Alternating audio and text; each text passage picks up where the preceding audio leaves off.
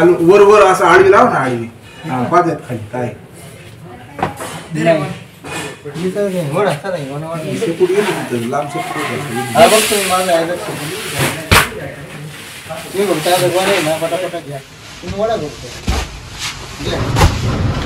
अजून तो एक दोन जण घ्यायचे ना बाहेर चला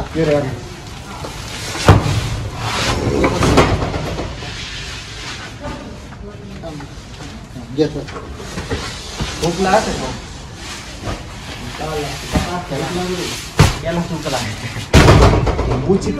मागासारखं 50 किलो घेऊन बाहेर पडून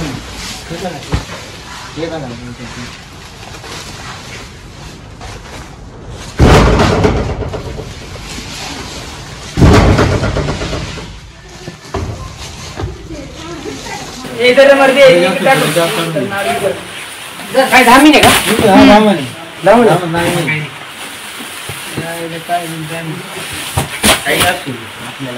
आपण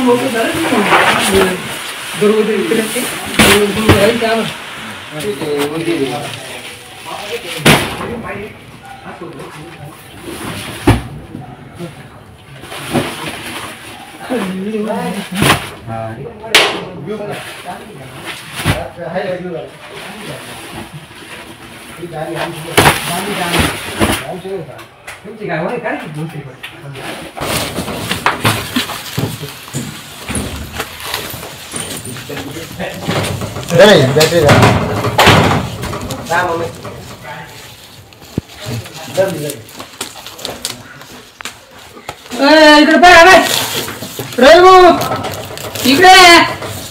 108 पुढे ती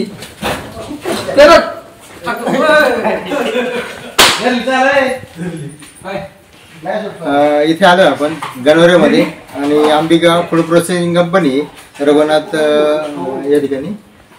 रघुनाथ आहेर यांची कंपनी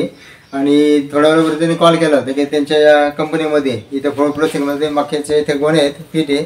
आणि त्यांनी सांगितलं होतं नाग आहे पण इथं आलो कळतं आपल्याला नाग नाही आहे बिनविषारी वर्गामधला हा धामण साप आहे याला रॅट स्नेक असं म्हणतात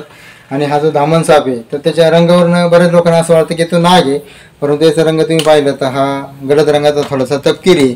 फार मोठा नाही आहे छोट्या आकाराचा हा धामण आहे आणि त्याच्या शेपटीकडची बाजू त्यांना दिसली होती त्याच्यावरची रेषा ज्या दिसतात विशिष्ट प्रकारच्या त्या रेषांवरनं त्यांना काही समजलं नव्हतं त्यांना असं वाटलं होतं नाग आहे घोणस आहे असे सगळं चाललं होतं परंतु हा मात्र नुकताच काट टाकलेला हा साप आहे जवळपास कुठेतरी त्यांनी काट टाकलेले असणार आहे म्हणून त्याच्या अंगावरती ग्लेज आहे चमक आहे आणि जरी धामण असलं तरी धामण ओळखण्याची चांगली खूण आहे की त्याच्या डोळ्यांच्या खाली उभ्या काळी रेषा किंवा धामणचं पुढचं जे तोंडाचा आकार आहे तो थोडा बारीक असतो निमुळता आणि बाकीचं शरीर जाड असतं परंतु सर्वसामान्यांचा तो ओळखण्याचा विषय नाही आहे परंतु यांनी नुकतीच काट टाकल्यामुळे त्याच्या अंगावरती चमक आहे बिनविषारी जरी असला तरी हे साप ॲग्रेसिव्ह असतात त्याला जर असुरक्षित वाटलं तर ते काढून चावा पण घेऊ शकतात परंतु असं जरी झालं तरी बिनविषारी असल्यामुळे आपल्याला काही अपाय होत नाही मात्र सापांची माहिती नसेल तर मात्र सापांच्या जवळ जायचं नाही आणि इथे पाहिले की गोण्या भरपूर आपण बाजूला केल्या आणि उंदीर होते खाली उंदीर खाणारा साप आहे आणि म्हणून त्याला रॅट स्नेक या नावाने संबोधलं जातं त्याला आपण सुरक्षितपणे घेतोय ताब्यात नंतर निसर्गामध्ये सोडून देऊ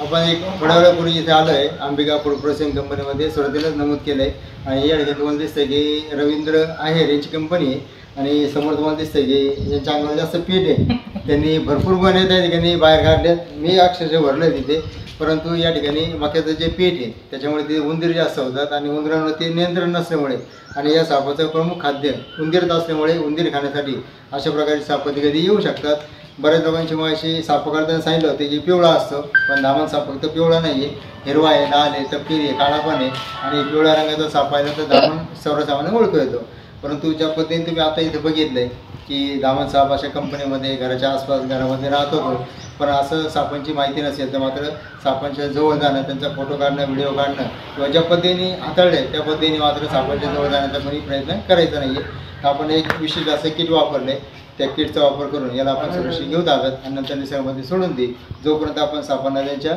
नैसर्गिक अधिवासामध्ये सोडत नाही तोपर्यंत ते काम पूर्ण झालेलं नसतं. त्यामुळे याला आपण इथून रेस्क्यू करतोय आणि नंतर निसर्गाच्या अधिवासामध्ये त्याला सोडून देऊ.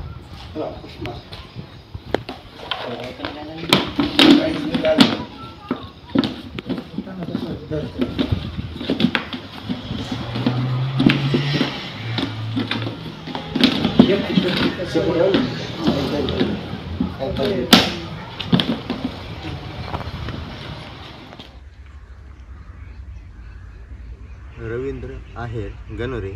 यांच्या मक्याच्या कंपनीमध्ये जो आपल्याला धामण सापडला होता, या धामणला आपण त्याच्या नैसर्गिक अधिवासामध्ये या ठिकाणी सोडून देऊ.